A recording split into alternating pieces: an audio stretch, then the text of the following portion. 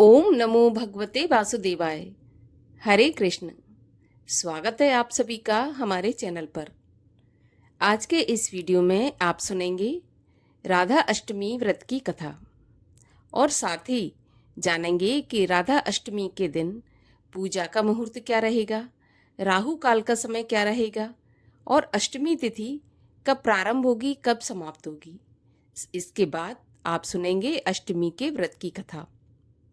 तो वीडियो में अंत तक बने रहिए और वीडियो को पूरा देखिए। अच्छा लगे तो लाइक अवश्य करिए, लाइक के साथ साथ शेयर भी करें। साथ ही साथ ऐसी ही व्रत कथाएं सुनने के लिए और व्रत से जुड़ी जानकारियां प्राप्त करने के लिए चैनल को सब्सक्राइब करके बेल आइकन पर क्लिक भी अवश्य कर लीजिए। तो चलिए अब हम शुरू करते हैं आज का वीडियो। देखिए, राधा अष्टमी का त्योहार भाद्रपद मास के शुक्ल पक्ष की अष्टमी को मनाया जाता है। इस दिन श्रीमती राधा रानी का प्राकट्य हुआ था।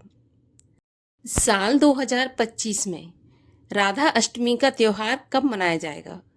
तो देखिए, अष्टमी तिथि का प्रारंभ होगा 30 अगस्त शनिवार की रात्रि 10:47 पर और अष्टमी तिथि समाप्त होगी 31 अगस्त रविवार की रात्रि 12:57 पर। उदय तिथि के अनुसार श्री राधा अष्टमी का त्योहार 31 अगस्त रविवार के दिन मनाया जाएगा। 31 अगस्त रविवार के दिन पूजा का शुभ मुहूर्त होगा सुबह 11:05 से दोपहर के 1:38 तक और इस दिन राहु काल का समय होगा शाम को 4:30 बजे से 6 बजे तक। राहु काल के समय की गणना हम अशुभ समय में करते हैं, इसीलिए राहु काल के समय पर कोई भी पुण्य काम, नया काम या पूजा पाठ इत्यादि करने से बचें। राधा अष्टमी के दिन व्रती को सुबह ब्रह्म मुहूर्त में उठने के बाद नित्य कर्मों से निवृत्त होने के बाद श्रीमती राधा रानी का ध्यान, पूजन अर्चन करना चाहिए। दोपहर को 12 बजे राधा रानी का अभिषेक करना चाहिए, क्योंकि 12 बजे उन्हीं का प्राकट्य हुआ था। भगवान श्री कृष्ण का रात्रि के 12 बजे और राधा रानी का दिन के 12 बजे हुआ था। अगर व्रत रखना चाहते हैं तो कम से कम दिन के 12 बजे तक व्रत रखें, इसके बाद अपने व्रत का पारण करें। जैसे ही श्रीमती राधा रानी का अभिषेक होता है उसके बाद आप अपने व्रत का पारण कर सकते हैं और आप चाहें तो पूरे दिन भी व्रत रख सकते हैं। इस प्रकार से राधा रानी के जन्म का उत्सव मनाएं। इसके बाद राधा रानी के जन्म की कथा भी अवश्य सुननी चाहिए, क्योंकि राधा अष्टमी की कथा सुनने मात्र से ही व्यक्ति सुखी, सम्मानित और धनी होने का आशीर्वाद पाता है। इसीलिए कथा तो अवश्य सुननी चाहिए और व्रत भी सभी को करना चाहिए, क्योंकि 12 बजे तक ही करना होता है, तो व्रत भी अवश्य करना चाहिए। राधा रानी का व्रत करने से, कथा सुनने से भगवान श्री कृष्ण के सहित समस्त 33 करोड़ देवी देवताओं का आशीर्वाद भी प्राप्त होता है, क्योंकि श्रीमती राधा रानी भगवान श्री कृष्ण की प्राण प्रिया है। तो चलिए अब सुनते हैं राधा अष्टमी के व्रत की कथा। धार्मिक ग्रंथों में ऐसा वर्णित है कि एक बार नारद जी भगवान सदाशिव के पास पहुंचे और प्रणाम करके पूछा कि हे भगवान, मैं आपका दास हूँ, मेरी एक जिज्ञासा है, कृपा करके उसे शांत कीजिए। श्रीमती राधा रानी लक्ष्मी है या देवपत्नी है, महालक्ष्मी है या सरस्वती है, क्या वे अंतरंग विद्या हैं या वैष्णवी प्रकृति हैं, वे वेद कन्या है या देव कन्या है या फिर मुनि कन्या है? इस पर सदाशिव बोले, हे मुनिवर, अन्य किसी लक्ष्मी की बात क्या कहें, करोड़ों करोड़ों महालक्ष्मी भी राधा जी के चरण कमल की शोभा के सामने तुच्छ हैं। हे नारद, मैं तो श्री राधा के रूप, लावण्य और गुण आदि का वर्णन करने में खुद को असमर्थ पाता हूँ। तीनों लोकों में कोई भी ऐसा समर्थ नहीं है जो उनके रूप आदि का वर्णन करके पार पा सके।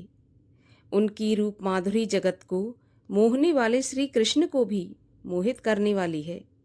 यदि अनंत मुख से चाहूं तो भी वर्णन करने की मुझमें क्षमता नहीं है। नारद जी बोले, हे प्रभु, श्री राधिका जी के जन्म का महात्म सभी प्रकार से श्रेष्ठ है, मैं उसे सुनना चाहता हूँ। हे भगवान, सभी व्रतों में श्रेष्ठ श्री राधा अष्टमी के व्रत के बारे में मुझे बताइए। इस पर भगवान शिवजी ने बताया कि वृषभानुपुरी के राजा वृषभानु महान उदार थे। वे महान कुल में उत्पन्न हुए और सभी शास्त्रों के ज्ञाता थे। अणिमा, महिमा आदि 8 प्रकार की सिद्धियों से युक्त श्रीमान, धनी और उदार चेता थे। वे संयमी, कुलीन, सद्विचार वाले और भगवान श्री कृष्ण के आराधक थे। उनकी पत्नी श्रीमती श्री कीर्तिदा थीं। वे भी महालक्ष्मी के समान भव्य रूप वाली और परम सुंदरी थीं। वे सर्व विद्या और गुणों से युक्त कृष्ण स्वरूपा और महापतिव्रता थीं। उनके गर्भ से ही भाद्रपद के शुक्ल पक्ष की अष्टमी को मध्याह्न काल में श्री वृंदावनेश्वरी राधिका जी प्रकट हुई। ब्रह्म वैवर्त पुराण की एक पौराणिक कथा के अनुसार भगवान श्री कृष्ण के साथ राधा गौलोक में रहती थी। एक बार उनकी अनुपस्थिति में श्री कृष्ण अपनी दूसरी पत्नी विरजा के साथ घूम रहे थे। तभी राधा आ गईं और उन्हें कृष्ण के साथ घूमते हुए देखकर वे विरजा से नाराज होकर वहां से चली गईं। भगवान श्री कृष्ण के सेवक और मित्र श्रीदामा को राधा का ऐसा व्यवहार ठीक नहीं लगा और वे राधा को भला बुरा कहने लगे। तभी राधा ने क्रोधित होकर श्रीदामा को अगले जन्म में शंखचूर्ण नामक राक्षस बनने का श्राप दे दिया। इसके फलस्वरूप श्रीदामा ने भी उनको पृथ्वी लोक पर मनुष्य के रूप में जन्म लेकर 100 वर्ष तक कृष्ण से बिछोड़ का श्राप दे दिया। राधा को जब श्राप मिला तब श्री कृष्ण ने उनसे कहा कि तुम्हारा मनुष्य रूप में जन्म तो होगा, लेकिन तुम सदैव मेरे पास ही रहोगी। पद्म पुराण में भी कथा आती है कि जब श्री वृषभान जी यज्ञ भूमि साफ कर रहे थे तो उन्हें भूमि कन्या के रूप में श्री राधा जी प्राप्त हुई। ऐसा भी माना जाता है कि विष्णु के अवतार के साथ अन्य देवताओं ने भी अवतार लिया। वैकुंठ में स्थित लक्ष्मी जी राधा जी के रूप में अवतरित हुई थी। ये भी कहा जाता है कि वृषभानु जी को एक सुंदर शीतल सरोवर में सुनहरे कमल में एक दिव्य कन्या लेटी हुई मिली और वे उसे घर ले आए, लेकिन वह बालिका आंखें खोलने को राजी नहीं थी। उनके माता पिता ने समझा कि वे देख नहीं सकती, इसीलिए आंखें नहीं खोल रही। लेकिन जब बाल रूप में श्री कृष्ण जी से उनका सामना हुआ तब राधा जी ने अपनी आंखें खोल दी। इस प्रकार पुराणों में राधा जी के जन्म से जुड़ी कई कथाएं मिलती हैं। भगवान शिव नारद जी से कहते हैं कि नारद, जो मनुष्य भक्ति से राधा अष्टमी का व्रत करता है, अनुष्ठान करता है, वह श्री राधा कृष्ण के सानिध्य में श्री वृंदावन में स्थान पाता है और ब्रजवासी बनता है। श्री राधा जन्म महोत्सव का कीर्तन करने से मनुष्य भवबंधन से मुक्त हो जाता है। जो व्यक्ति राधा नाम और राधा जन्माष्टमी व्रत की महिमा गाता है, उसे सभी तीर्थों का फल और विद्या मिलती है। शिवजी ने कहा कि जो व्यक्ति राधिका जी को भजता है, उन्हें याद रखता है, उन्हें मैं भजता हूँ और उसे मेरी कृपा प्राप्त होती है। राधा नाम का स्मरण कभी निष्फल नहीं होता। श्री राधा जी सर्व तीर्थमयी और ऐश्वर्यमयी है। श्री राधा भक्त के घर से कभी लक्ष्मी विमुख नहीं होती। जो राधा नाम का ध्यान करते हैं, उसके घर श्री राधा जी के साथ श्री कृष्ण भी निवास करते हैं। ये सब सुनकर मुनि श्रेष्ठ नारद जी ने राधा अष्टमी में यजन पूजन किया।